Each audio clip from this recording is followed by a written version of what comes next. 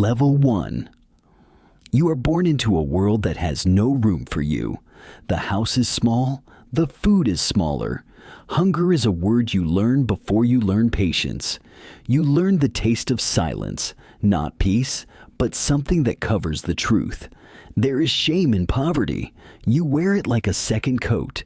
It smells like the wet earth outside and the dust inside. The circle of people who should protect you is cracked. You feel the cracks for the first time. You do not belong. And that fact is a cold blade that will either break you or teach you to bend with purpose.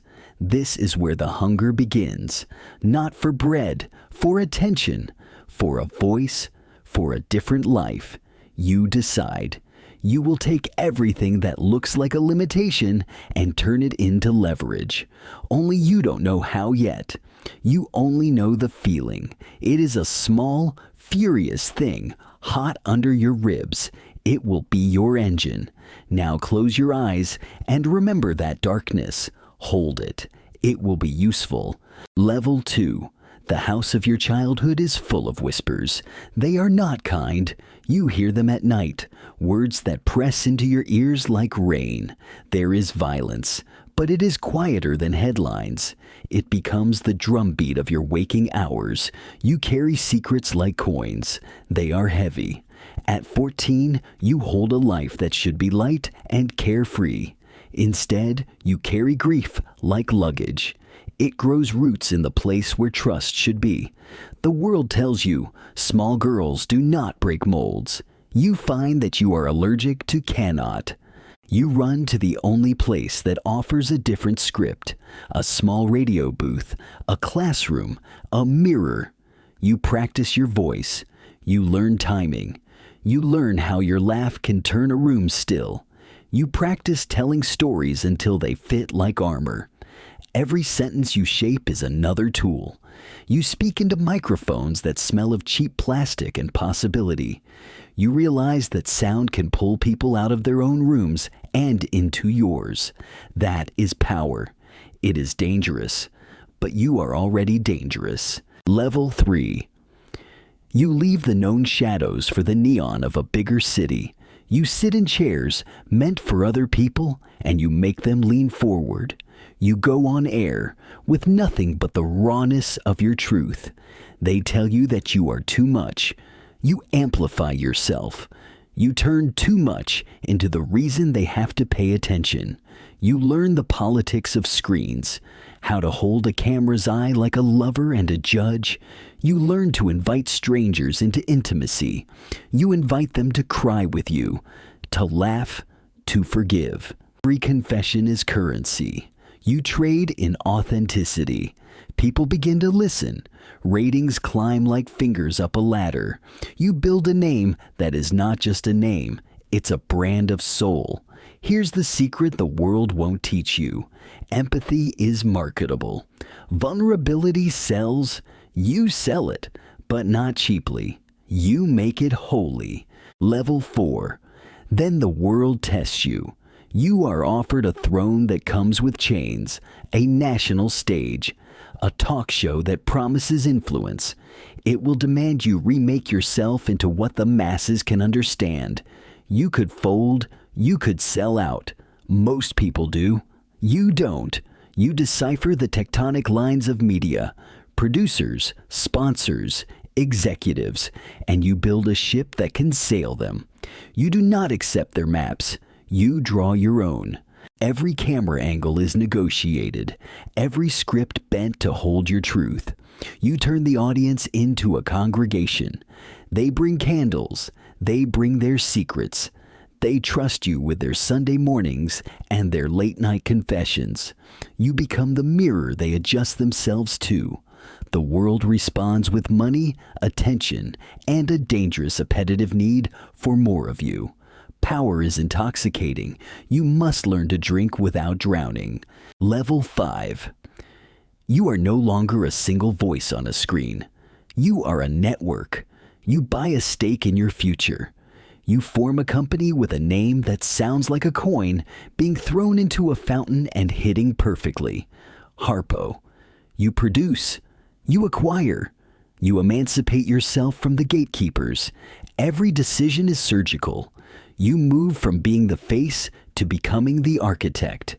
Instead of waiting for permission, you become the issuer of it. You hire people who feed your vision, not your ego. You train them to be precise and kind. This is how empires are born, by people who buy control of the instruments of their influence. You make shows, books, clubs, and a magazine that multiplies your voice tenfold. You monetize compassion. Critics throw stones. You absorb them and turn the glass into a mosaic. None of this is accidental. It's ruthless planning under the veil of gentle speech. But remember, ruthlessness tempered by empathy is devastating. It wins. Level 6. Wealth is a strange weather. It lifts you. It isolates you. It places targets on your chest. You see the price of everything and the value of nothing. You are richer than anyone in your childhood town could have dreamed. You stand on balconies and wonder whom the applause is really for. You collect awards like talismans. You open a school, build centers, fund causes, and hold on to the pulse of the people who need you. Power corrals influence into obligations. You discover that giving away money is easier than giving away your attention. People with means want something from your name. Some want lunches. Some want policies. Some want your approval. You choose where to spend your currency of presence. You use it to lift others, because that is how you repay the dark that shaped you. You do not forget who you were. You honor them. Level 7. The empire is not indestructible. Every crown is heavy. Scandals arrive like storms. Old pains resurface in headlines. Those who were minors in your world become giants in theirs and point fingers. You face the tribunal of public opinion. You are forced to re-examine the altar of your life. Forgiveness becomes a transaction you are not willing to leave unresolved. You call the names of your ghosts out loud. You make peace with the parts of you that were used as survival instruments. This is not surrender. It is strategy. You cultivate honesty like a garden. It keeps you human. It keeps the machine you built from eating the person who built it. In the quiet after the storm, you sit with what remains. A studio, a company, a platform that can change the national conversation. You realize the real empire was never the bank accounts. It was the ability to shape stories, the ability to make people choose hope instead of despair. Finale, the choice. You stand in a room of mirrors. Each reflection shows a version of you. The child, the survivor, the mogul. You look at them all at once. You feel the old hunger, but now you feed it differently. You feed it with purpose. Your story becomes a weapon. You point it at poverty. You aim it at injustice. You teach others how to press their hands into the coal and pull out diamonds. You understand at last the cost and the gift of being visible. Visibility is power. Power is responsibility. So you make decisions that outlive your lifetime. You build an empire not to be worshipped, but to be used, to shift systems, to remake the game so the next child who is cold can find a warm chair, to ensure that the hunger you once had becomes a blueprint for others to eat and not die. End note, the quiet after. There will be nights when you wake up and the old dark is there at the edge of the bed. You will sit with it. You will let it speak. Then you will stand. You will walk to the microphone. You will say the words you need the world to hear. And the world will listen. Because you learned early that the most dangerous thing is not poverty. It's silence. You refused silence. And in refusing, you built an empire that tells the truth. Even when it hurts, you are still building, and you will never stop.